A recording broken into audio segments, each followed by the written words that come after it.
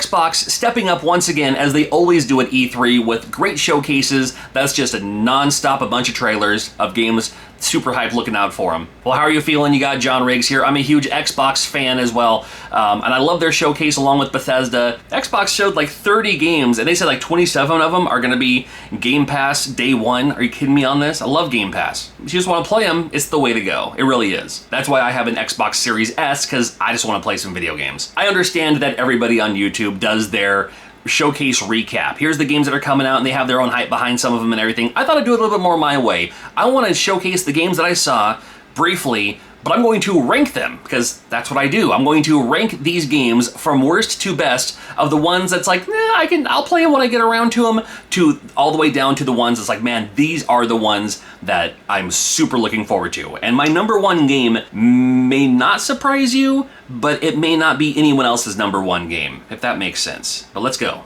Now, they talked about more games coming out to Game Pass, like Doom Eternal and stuff like that, and that's fine. I'm going to leave those off the list. Same with the Elder Scrolls Online expansions. I'm not really going to include those, at least this time.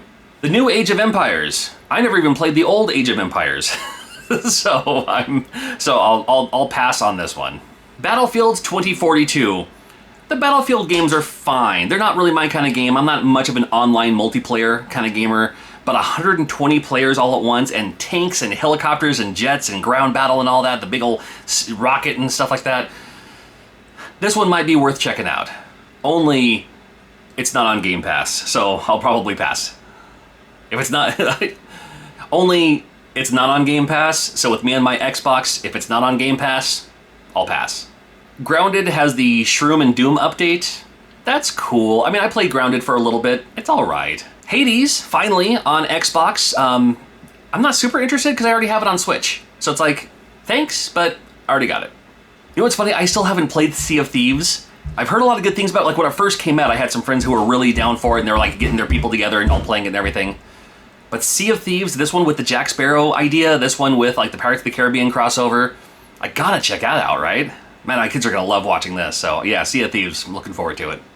I'll talk about it because they mentioned it. Yakuza Like a Dragon, one of the best Yakuza games for sure, and now on Game Pass. This is the one I've been waiting for. And available today. How cool is that? Stalker 2 looked interesting. Stalker 2 looked like the kind of game that I wouldn't mind playing if I didn't have to pay for it, but it's going to be on Game Pass, so I'm already paying for it in a way. So Stalker 2, it looks cool. It looks cool, and I'm looking forward to checking it out. Party Animals looks like it could be fun with multiplayer. It's a lot like, was it called Beast Wars? Gang Wars? What's that one? Beast Wars? Gang Beasts? I can't think of the name of it off the top of my head, but it reminds me a lot like that, so I'm cool with it. I know a lot of people are super excited for Diablo 2 Resurrection. I never got into the Diablo games. I never did. I don't have anything against them. I just never got into them personally, so that's why it's pretty high up on this list for where it could be. Halo Infinite, big old multiplayer. On one hand, I'm not a big online multiplayer fan, but on the other hand, I love Halo. So this has got to be a winner. Atomic Heart is another one of those that could come out of nowhere and be super, super, super awesome. And I think it looks pretty cool too. So Atomic Heart, that's why I placed it right here on this list. Shredders, this has been a time for new skiing and snowboarding and stuff like that, isn't it? It's kind of, I mean, there's been a few companies recently doing stuff like this, and that's cool with me. People who love the tricky games or the snowboarding games, or like the 1080s and stuff like that. More of that, and it looks great. It looks super, super cool. So I've snowboarded once in my life. I enjoyed it. Wasn't very good at it because I only did it once, but I did like it, and I'll check it out. Yeah. Far Cry 6. I mean, we saw that during the Ubisoft presentation, and the Far Cry games are cool in their own way, and this one's really gonna be really cool too. I'm looking forward to it. Plague Tale Requiem looks cool. I liked the first one. I never beat the first one, but I did like the first Plague Tale, and more of the same in a new story. I'm cool with it. Contraband has that. Oh, I mean, a lot of games kind of look like this to me, but this has that vibe that I really, really like. This has a certain, I can't place my finger on it, but it has that vibe that puts this a little bit higher on the list compared to other games on this in this list. Back 4 Blood, I could take it or leave it. Looks cool though. I mean, I can't deny that. It looks cool, but yeah, Back 4 Blood. All right, it's not really my kind of game, not really the kind of game I seek out, but Sure, I'll check it out if it's on Game Pass. Yeah, why not? The Ascent, I mean, it's nice to have a change up of gameplay style every once in a while, and this one can do that. So the Ascent's we're going to be worth checking out for sure. Somerville is another one of those that could be interesting. Somerville may come out of nowhere and be really, really good, and I don't know. We'll see. It's on Game Pass, so I guess we'll find out when it comes out. 12 Minutes looked interesting. I like games like this. I like games that just kind of come out of nowhere. No one's really heard of them. Willem Dafoe is a voice in it. I love that guy. And I like games that are intriguing like this. Like a lot of the games I play, like some indie games and stuff like that, are just like, this is different. This is cool. Okay. I'm interested. Yeah. I can't tell you how much time I put into Slime Rancher on my Xbox already through Game Pass. Slime Rancher was just one of those like, oh, that looks cute. I mean, I like games that it's a different pace. You know, it's just like I don't mind the first-person shooter and stuff like that, but let's mix it up a little bit, and let's have Slime Rancher and now Slime Rancher 2, where you can actually feed slimes other slimes or something like that, make them bigger. I don't know. I'll check it out. The Outer Worlds is already on Game Pass, and now The Outer Worlds 2, when it comes out, more of the same. I'm cool with that. It was pretty funny leading into it. It's like, what are they talking about? What's it going to be? I thought it was just going to be like an overall, just kind of generic, thank you for watching the Xbox Bethesda, whatever it was, but, it's cool that they actually, that's a great way to do a teaser. It tells you nothing about it, except for that it's coming out soon. Builds you up for it, and you're just like, okay, I still know nothing about it, but I know that it's coming out, so... Outer Worlds 2, I'm looking forward to it. Forza Horizon 5, very pretty. Very, very pretty. I liked Forza Horizon, I think, do I have 4? Is 4 in Game Pass? I like that one. My kid likes that one a lot too. It's just fun. It's just to drive around. I've never really played it seriously. I just kind of drive around, and I think that's the best way to play it. And I'm looking forward to it, man. This is going to be a fun game. And the looks alone, I mean, they really hyped up how it looks and everything like that. I'm not a car guy.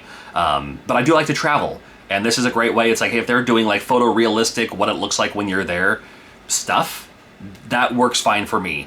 I do wish they would use that Forza Horizon 5 engine or whatever to make some great role-playing games, action games, adventure games. Give me a Breath of the Wild style game like that. That looks like that, and I would love it. Bethesda announced Redfall, and super hype, looks great. Love the hair of that main character, assuming she's the main character. Great looking game. Looks like it's like you versus the vampires. I'm cool with that. I'm over zombies. I'm done with zombies. No more zombies. Every game has zombies. I'll never be sick of vampires.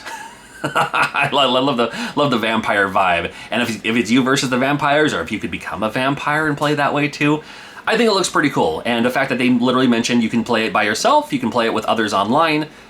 I'm okay with that, because I can still play it by myself, but then if I get some friends along and we can play for a little bit too, this game's going to be a big one. I mean, they were going to hype it up for sure, and this game's going to be super, super awesome. And again, on Game Pass, again, you can't go wrong. Microsoft Flight Simulator is a game I've always wanted to play, and never have, because I've never had a computer good enough for it. And now that it's coming out for Xbox, and I'm so looking forward to it. And then they had the Top Gun expansion coming out later on too. I love maps. When I was a kid, I used to read like the Rand McNally Road Atlas just for fun, just to see what the map looks like and if I had to go from here to here. And I love looking at like Google Earth and Google Maps and stuff like that, and like seeing like, well, what's over here, what's around here. Like, I didn't realize there's a lake behind that. That's cool. So this game's gonna be a dream for me personally. And I mean, the Top Gun stuff's cool too, but just to have this as a home console game, I'm looking forward to it. Starfield, from the creators of Fallout and Skyrim, in space. I mean, how can you go wrong? I think it looks great. I love Skyrim. I love the Elder Scrolls games. I love the Fallout games.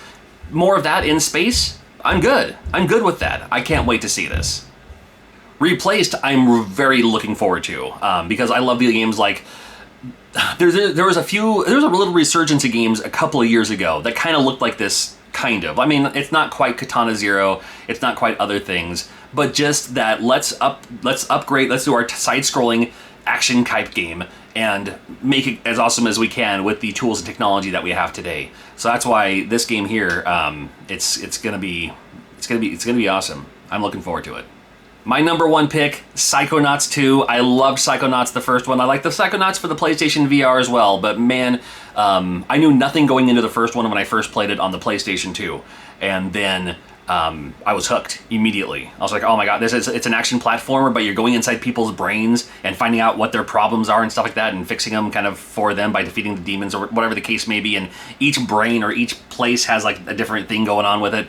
Super, super cool. Looking forward to seeing. I've been waiting for this sequel for so long, and so happy that it's coming out soon. That's my list, and I'm sure you have your favorites, and if this works out, maybe we'll do this again for like the Nintendo Showcase, the PlayStation Showcase. Never mind what game. You can see the trailer for yourself, but I want to rank them in order of which ones I like versus which ones, man, I can pass on for now. I do love my Xbox, and 6 months later, still playing it. You can check out that video. Thank you so much for watching, and we'll see more from E3 coming up soon.